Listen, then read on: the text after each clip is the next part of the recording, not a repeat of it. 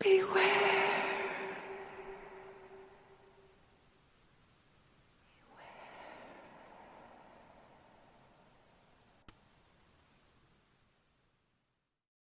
There never were any damn snakes in Ireland, the stranger said, pounding his mug on the bar.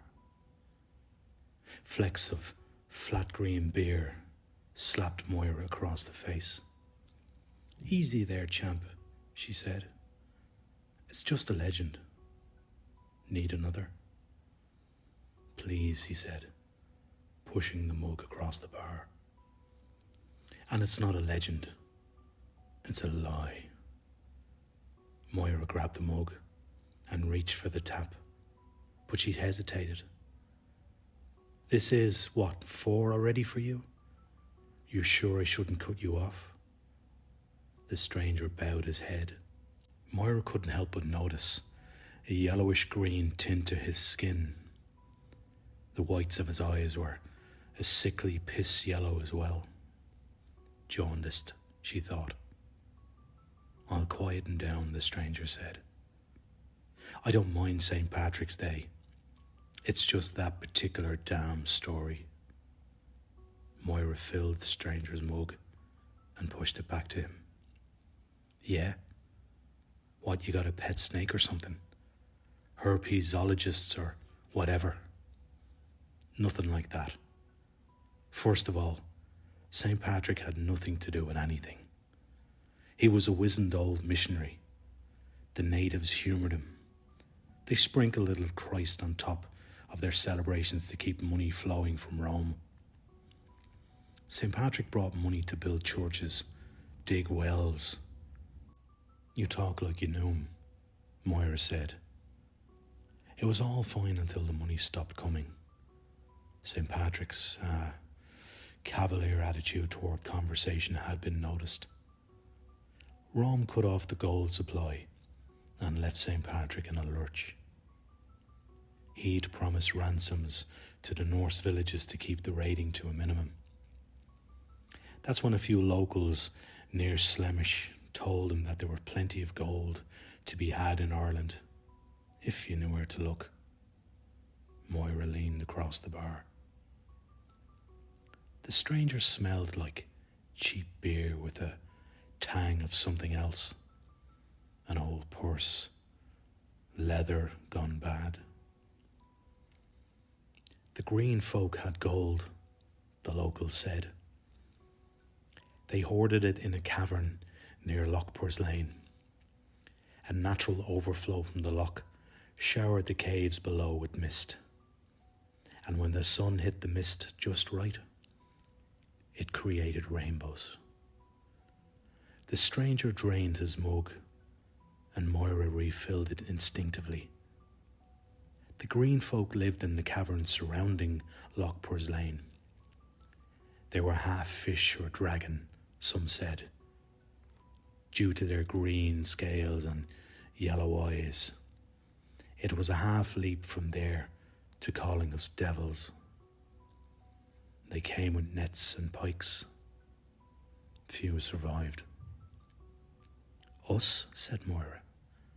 Us, aye, said the stranger. They took our gold from those shimmering rainbow caves and left the lot of us to rot by the shores of the loch. I don't know when St. Patrick got directly thrown into the story. He was miles away, haggling with the Norse, the leprechaun we call ourselves. Imagine what that got bastardized to.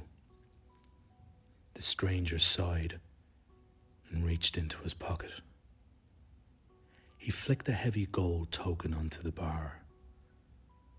That ought to cover my tab, and more, he said. Just remember, there were never any damn snakes in Ireland. Encounter with the shadow person. This is what I believe to be the truth. I am totally open to the possibility that it was an hallucination, or a trick of the eye, or anything else. Just looking for some ideas. For some background, I have had some experiences seeing shadow people as a child, but in the past 10 to 12 years, I haven't really experienced anything other than a weird shape in my peripheral vision or a weird feeling of being watched. Nothing too major. That was until the night of the 23rd of December. I couldn't really sleep that night because I had been working a late shift and was still kind of in an energetic mood. Weirdly, though, that afternoon, when I was sitting on my bed putting my shoes on, I could have sworn I felt something touch my foot from under my bed. I didn't really pay much notice to it. I just remember thinking, oh God, that's weird. But it was the middle of the day and I was running late. Anyway, that night, once I did finally get to sleep, I kept being awoken by scratching noises. That sounds a lot scarier than it really is, because we always get mice in our attic at winter, so it really wasn't anything new or scary. However, the third or fourth time it woke me up, it startled me because it sounded different. This time, it sounded like, I guess I would say, it sounded like someone really lightly running their finger along the wall, not scratching it or anything, just like someone really lightly running a finger along the wall. I also noticed that my wardrobe door was open. In my culture, there is a lot of superstition surrounding specifically wardrobe doors being open. I actually have a string keeping it closed, which would have to have been untied to open the wardrobe. This immediately made me think something spooky was afoot, but I was so tired that I was just happy to ignore it. Anyways, I turned on the light, and of course there was nothing to be seen, so I got a drink, took a few breaths, and went back to sleep. I then awoke at 7, lying on my side facing the wall. For some reason, I got this overwhelming urge to turn around, and before I knew it, I was already rolling over. I noticed that there was what looked to be a shadow man. I'm not sure why, but I had the distinct sense that it was a male, standing about 1 meter away from the side of my bed. I got the feeling that it was facing me, but strangely, it had no head. It wasn't like it had been decapitated or anything gruesome like that. It just had an uninterrupted line across from one shoulder to the other. As well as that, I remember it not having any hands. Like, its arms just ended in a sort of rounded point. I also immediately noticed that it was quite small, maybe 5 feet tall, possibly less. I'm 5'11", and I could tell it was a decent bit shorter than I. I did not feel threatened at all at the time. I just saw it, thought, oh wow, this is actually happening, and then immediately thought, this isn't what I imagined you would look like. For reference, as a child I remember frequently seeing a huge shadow figure pretty often, so in my mind, that's what a shadow person was supposed to look like. Anyways, I then kind of snapped out of it and dove for the light switch. This meant passing by the entity in order to reach the switch. It didn't move or run or anything. It just stood still. When I passed it, though, I did notice a coldness in that area and the air feeling thick or dense. That's the only word I can think of. As soon as the light was on, it began to fade into like a smoke, but there was still a clear outline of it for a few seconds. The best way I could describe it is like, you know when it's really hot outside and you can see the heat waves rising off the road? Yes, well it looked exactly like that. Wavy air, but in the shape of a shadow. I am from Ireland, and assuming this was one of the sea, I asked it to leave in Irish. I then felt the newfound sense of dread momentarily lift.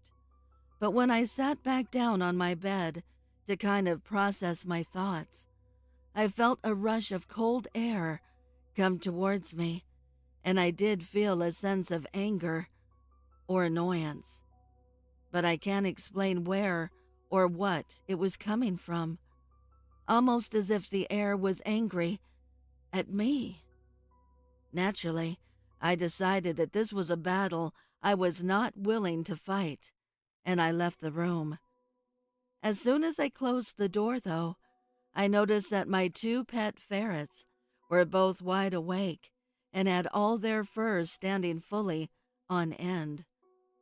I brought them both into my room, and they both immediately started hissing and puffing their fur up at something.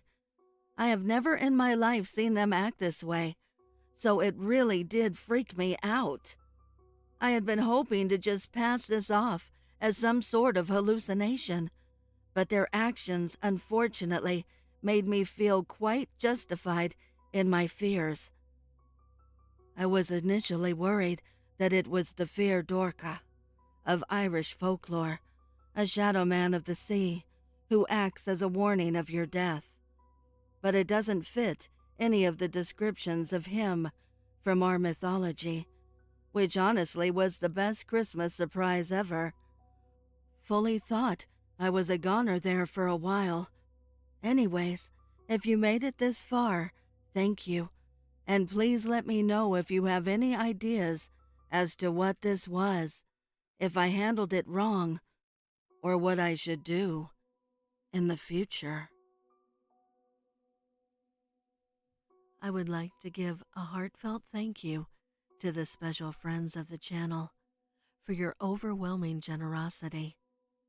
If you would like to support the channel, the link is below in the description. Also, please send me your stories and poems to duchessofdarkness27@gmail.com. You can also find me on Instagram at duchess.ofdarkness and Twitter at duchessofdarkn2. I want to thank all my listeners for your kindness, your encouragement, and your support. It means the world to me. Thank you for joining me. Until next time.